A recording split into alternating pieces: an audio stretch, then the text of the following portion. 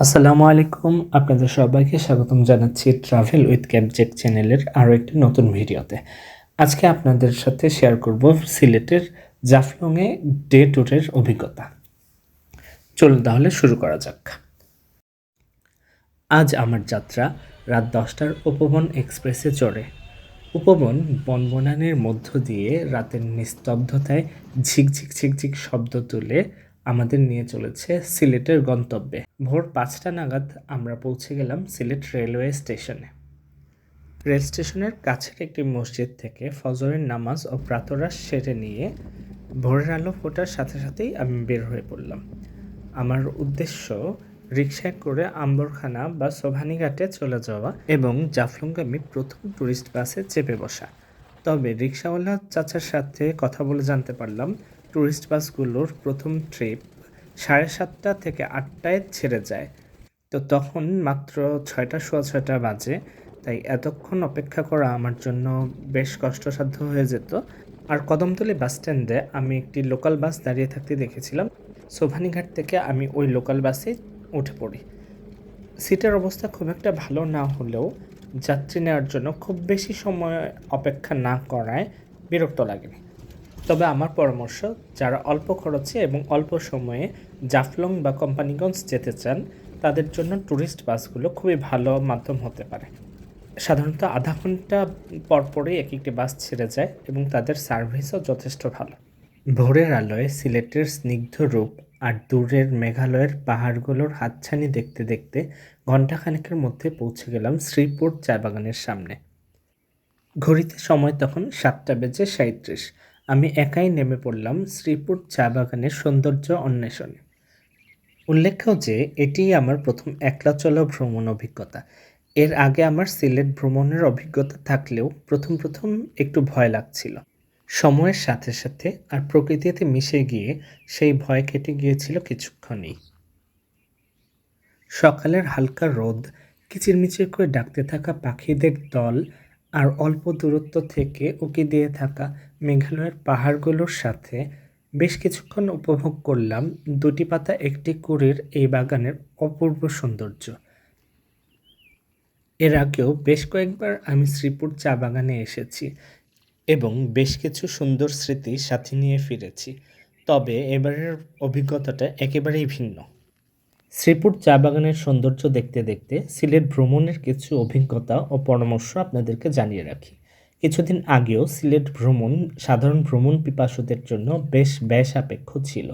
তবে ইদানিংকালে বেশ কিছু ট্যুরিস্ট বাস চালু হওয়ায় আর কিছু বাস ঢাকা থেকে সরাসরি জাফলং পর্যন্ত আসায় বর্তমানে সিলেট ভ্রমণের খরচ অনেকটাই কমে গিয়েছে। তাছাড়া প্রশাসনের উদ্যোগে বেশিরভাগ স্পটেই নৌকা ভাড়া নির্ধারিত করা হয়েছে, তাই নৌকায় গলাকাটা ভাড়া রাখারও সুযোগ নেই।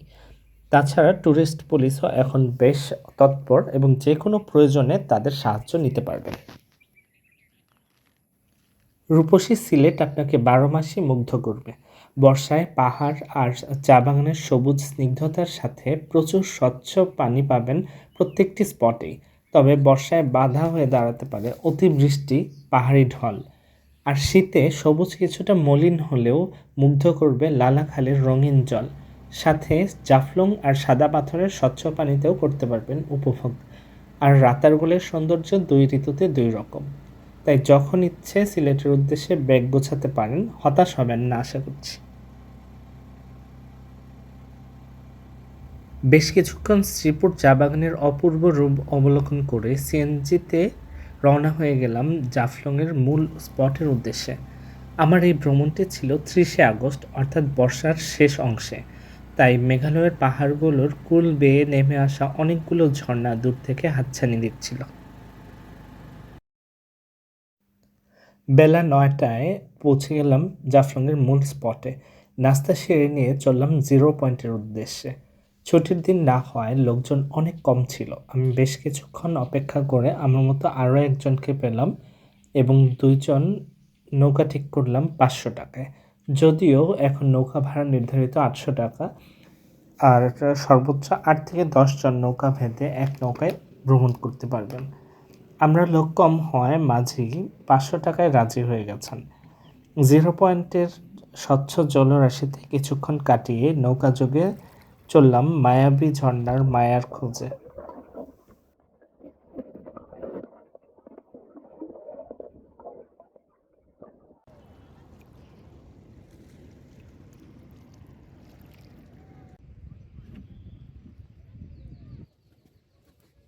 বর্ষাকাল হওয়ায় নদীতে যথেষ্ট পানি ছিল এবং পানির রং অনেকটা সবুজ দেখাচ্ছিল। তবে শীতে যখন পানির পরিমাণ কম থাকে তখন সবটুকু অংশই স্বচ্ছ পানি দেখা যায়।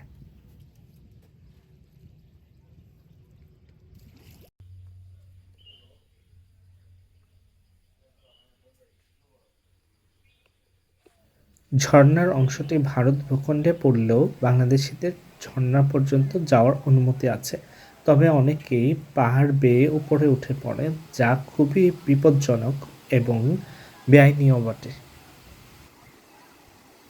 ঝর্ণার মোহনীয় আওয়াজ আর স্বচ্ছ জলরাশি দেখেই মন প্রশান্ত হয়ে যায়, আর এই অশান্ত জলরাশিতে নিজেকে সিক্ত করলে প্রশান্তি ছুঁয়ে দিয়ে যায় শরীরকেও। মোটামুটি ভালো পানির প্রবাহ থাকায় বেশ কিছুক্ষণ ঝর্ণার স্নিগ্ধতায় কাটিয়ে দিলাম।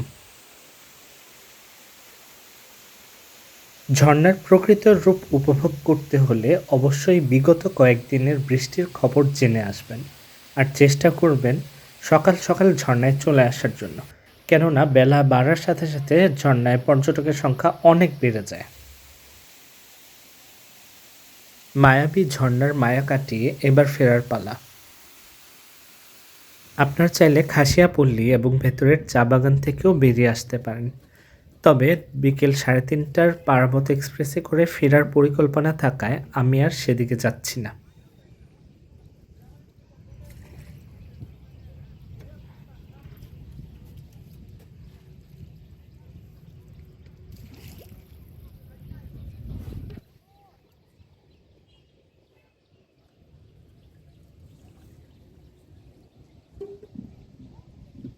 এক রাশ মুগ্ধতা নিয়ে জাফলংকেও বিদায় জানালাম।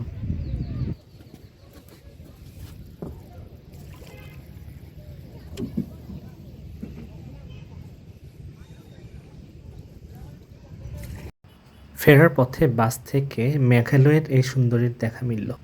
কদমতলী থেকে দুপুরের খাবার শেষ করে রেলওয়ে স্টেশনে চলে গেলাম। সিলেটের বেশিরভাগ রেস্টুরেন্টেরই খাবারের মান বেশ ভালো, বিশেষ করে গরুর মাংস, কলিজা ভুনা, ডাল এবং শুটকির চাটনি আমার বেশ পছন্দ। যে কোনো ভালো রেস্টুরেন্টে খাবারগুলো খেয়ে দেখতে পারেন, আশা করি ভালো লাগবে। ট্রেন থেকে উপভোগ করলাম শ্রীমঙ্গলের ছবির মতো সুন্দর চা বাগানের সৌন্দর্য। মূলত এই সময়ে ট্রেনে ফেরার উদ্দেশ্যই ছিল এই সৌন্দর্য উপভোগ করা। শেষ করার আগে খরচের ব্যাপারে কিছুটা ধারণা দেওয়া যাক। বাস বা ট্রেন উভয় রুটেই সিলেট আসা যাবে। কম খরচে আসার জন্য ট্রেন উত্তম। সেক্ষেত্রে শোভন চেয়ারে খরচ পড়বে 320 এবং স্নিগ্ধা এসিতে গুনতে হবে 610 করে। নন এসি বাসে 650 থেকে 700 এবং এসি বাসে ভাড়া 1200 থেকে 1500। সিলেটের ভেতরের ট্যুরিস্ট বাসগুলোতে জৈন্তাপুর বা কোম্পানিগঞ্জ যেতে গুনতে হবে 150 থেকে 200 টাকা। নৌকা ভ্রমণের ক্ষেত্রে জাফলং এবং সাদা পাথরে ফিক্সড 800 টাকা হলেও লালাখাল এবং রাতারগুলের ভাড়া এখনও দামদর করেই ঠিক করা লাগবে। ভিডিওটি ভালো লাগলে লাইক, কমেন্ট, শেয়ার করতে ভুলবেন না। দেখাবে নতুন কোনো ব্লগে। সেই পর্যন্ত আল্লাহ হাফিজ।